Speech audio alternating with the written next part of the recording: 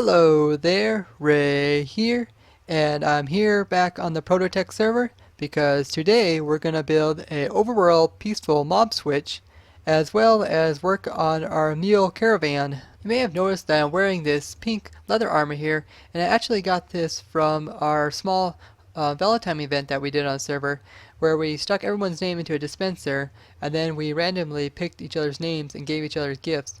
And Smokey got my name. It just happened to be that I also got his name, but he gave me this full set of enchanted leather gear, and it's pink, so it matches Valentine's as well.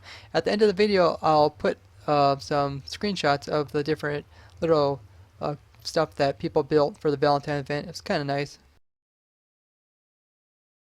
So I'm here at our spawn, and to make our peaceful mob switch, we're going to need a mob spawner that is near the lazy chunks of the spawn chunks.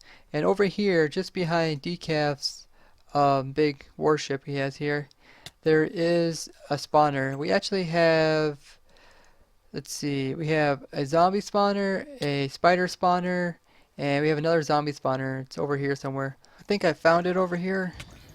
I started digging into it. I see some creepers. I don't want the creepers to blow it up.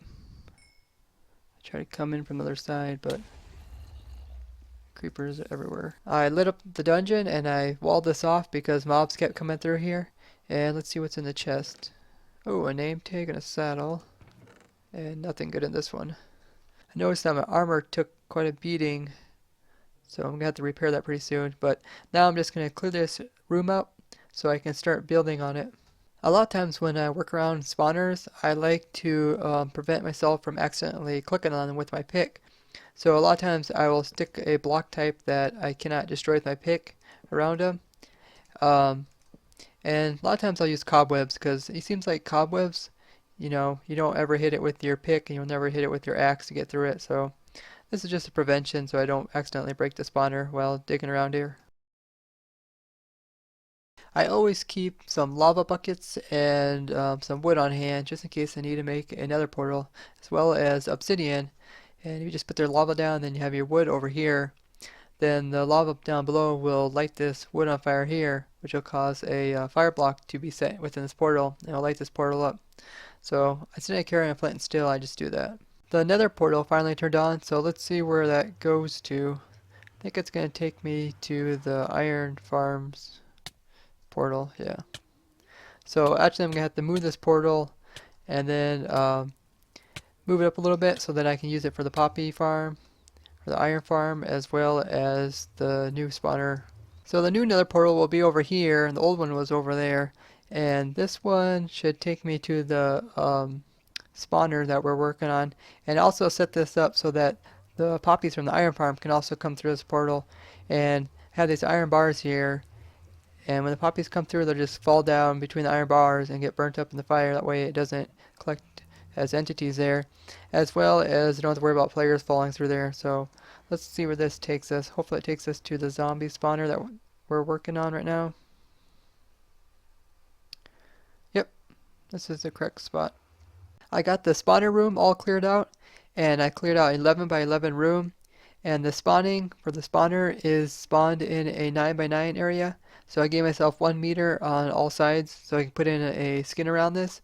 Now I'm going to clean out the observation area over there. So I went ahead and finished our temporary peaceful mode switch, which you can see the spawners over there. And here's just the observation room. And here's another portal that we came through. And this is our controls. I have an on and off switch.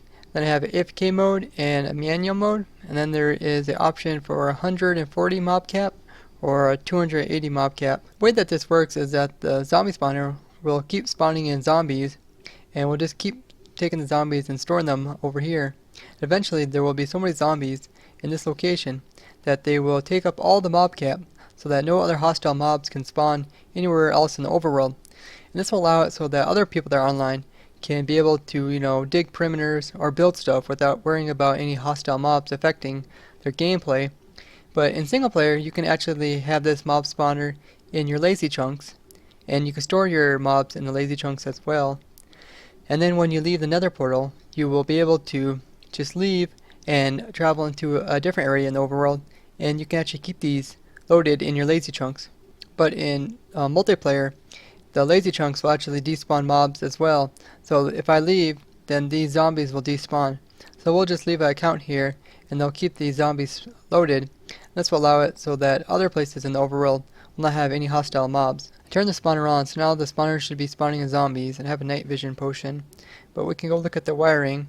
So there's three main controls here: on and off switch, which just automatically turns on the lights. Right here, just automatically goes and turns the lights on. And then we have the option to do the manual or AFK mode. We also have the option to do 140 mobs versus 280 mobs.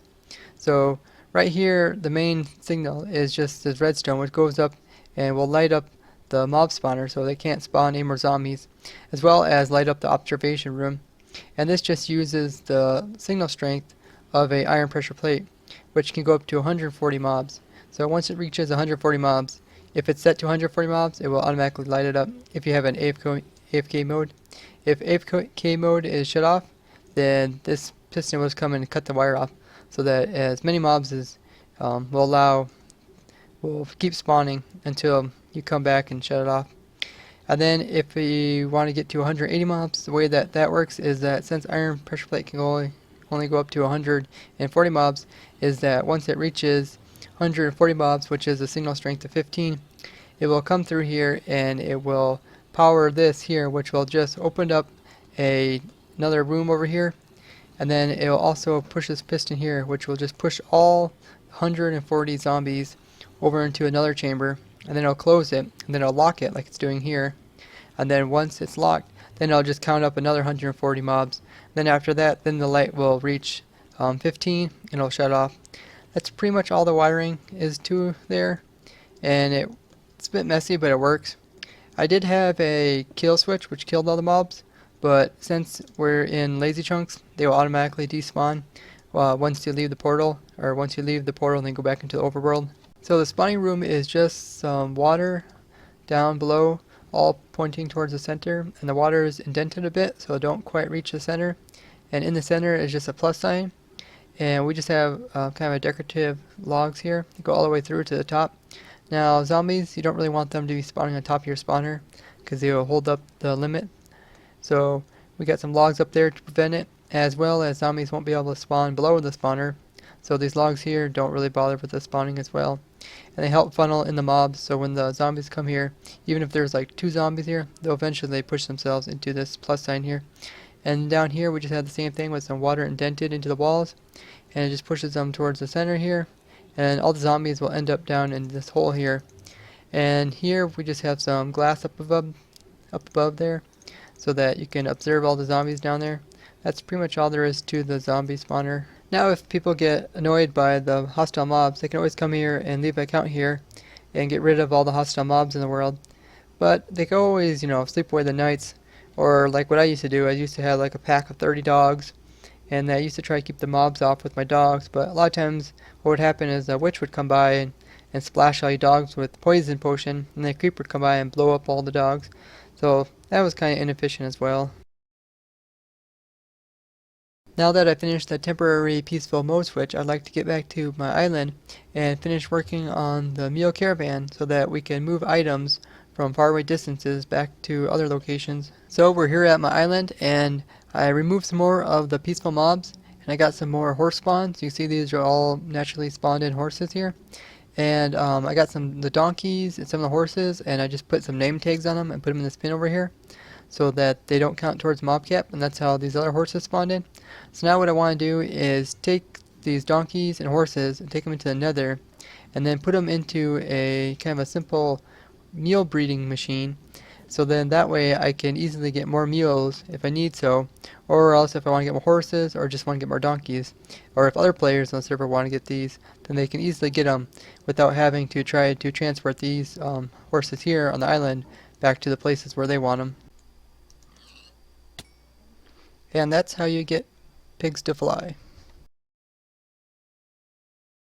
So I managed to find some saddles, and I also got the achievement When Pigs Fly, flying a pig off a cliff, so I had to steal one of their saddles. And now I'm going to move some of the horses and donkeys over into the nether and build holding cells for them.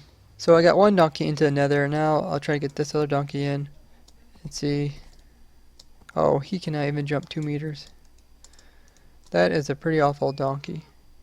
Let's try this one. Can anybody jump over this? This is like a donkey trap. Only donkeys fall into this pit, not able to jump out. You must be able to get out. No. Y'all must be related to each other. This donkey, he can get out. Okay. So let's put him into the Nether Portal. Let's go into the Nether Portal ourselves. And... oh shoot. Okay. Yeah, they're in there. Now I just gotta grab some leads, which are in here. There they are. Pull them out of the bedrock.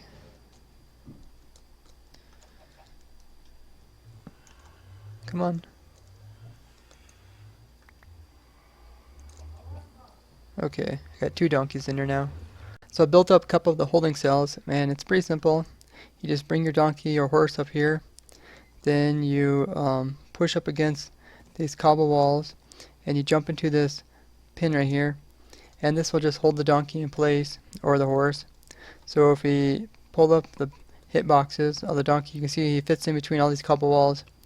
Now we just gotta get the other donkey, and we'll put him right beside it, right beside this one. So we push him up in here, then you push him forward, and see how they're both right beside each other. So now, when I want to breed them, I'll just grab some of my golden carrots, which I have in my ender chest, and now you just give them each a golden carrot. Now they just face each other, and they'll have a foal, and the foal will end up down here. And I'll just continue this on, and I'll just alternate between 2 donkeys and 2 horses, and we'll see how it turns out. MLG Equestrian! It seems like the horses that I have left in my pen are pretty slow, so I'm going to try some of these naturally spawned in horses and see how fast they are. I have this hunch about horses. If they have 2 stats that are poor, then their 3rd stat must be better. So here we have a horse that has poor health and he's not very fast at running, but he is actually one of the best jumpers that you can get. He can clear 5 meters, which you can't get a horse that can clear 6 meters, so this is realistically the best jumping horse that you could get, but like I said, he's pretty poor in health and he's not quite fast. Here are the last 2 horses. Well, here's a donkey, and then there's 1 horse left to put through, this one here. And then that should be all of the horses and donkeys on the island. MLG bed.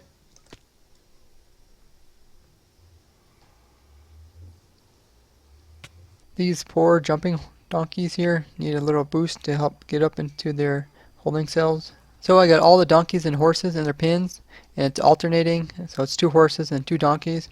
So let's say you want to make a mule, then you can just click on a horse and a donkey, and they'll breed together, and then you'll get a mule out of them. And then let's say you just want to have 2 donkeys, so you can just click on 2 donkeys, and then you can breed just having a donkey come out.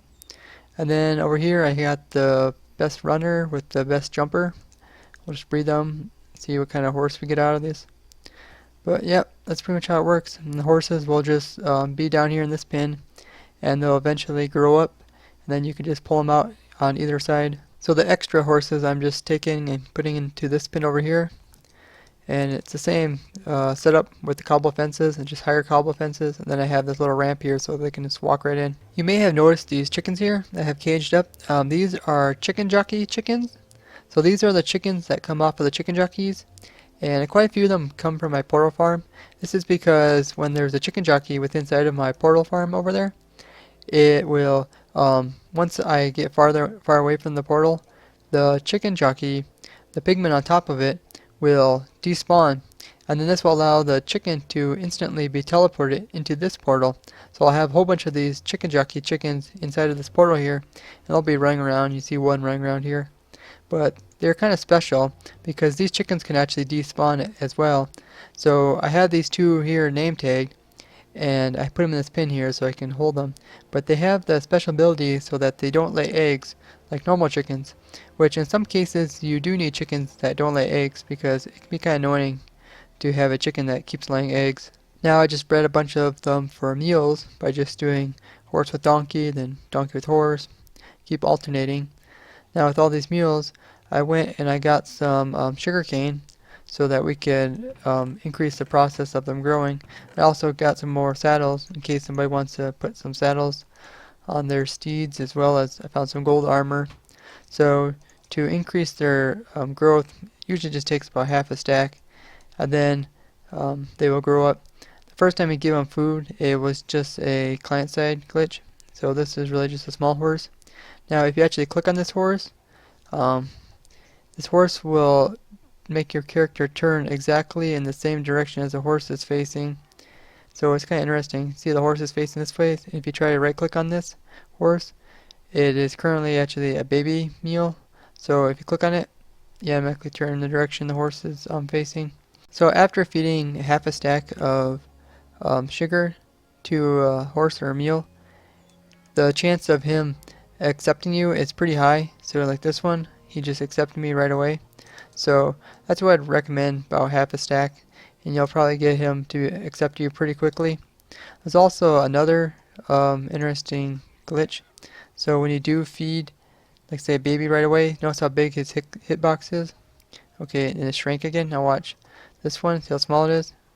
Okay, that one didn't get big, but see how that got really big and then got small again? It's kind of interesting. Here's another one. Now just by relogging, you can see that all the baby mules went back to being small again.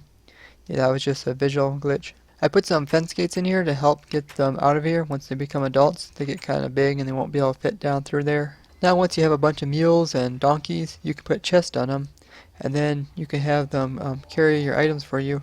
They do have to be tamed, like this one here, he's not tamed, so he can't take a chest. Now we just collect all our mules and donkeys up with the lead, and then we can ride on to our fastest horse. I like to color code my horses by the armor. I usually use gold armor for fast horse, I use diamond armor for a horse with good health, and then I use iron armor for a horse that can jump really high. So currently this is a pretty fast horse that I got here, but what you do is you just drag all the horses and mules behind you, and then this allows you to be able to go at the speed of your fastest horse while still carrying all these mules and donkeys behind you. You can't go with too many donkeys and horses being dragged behind you, because eventually you'll get a stack that's so big that the donkey back at the end will actually break off. So I usually go with like 10 or 12. It's a pretty good number. That way you can actually carry a decent amount of items all at once. So with 10 pack animals, you get quite a bit of inventory, but then you could also ride a mule yourself. So that way you can get that inventory, plus you can get your own inventory and your inner chest inventory. So you can pick up to 14,600 items in one go. And this is really nice when you're going off to biomes that have like different block types that you need, but are pretty far from spawn and you don't want to make a rail system to them. Such as like your packed ice. If you don't want to have a rail system there, then you can go and get a bunch of packed ice all at once. Or like Podzol, our Mega Taiga biome is pretty far away, so we can get a bunch of Podzol, and we probably won't need that much Podzol, so it works pretty good. And even if like your hardened clay, if you need to get a bunch of hardened clay, then you can just hook a bunch of mules up and take them across the nether ceiling, which is really easy to transport them. As well as if you have like speed 2 potions, you can speed 2 potion your horse, and then you can just zip across the nether. And it's a really efficient way to travel really far distances and carry material. So we finished our temporary peaceful mode switch, as well as built up our mule caravan. That will be everything for today, so thanks for joining me as I have fun in survival. Bye bye!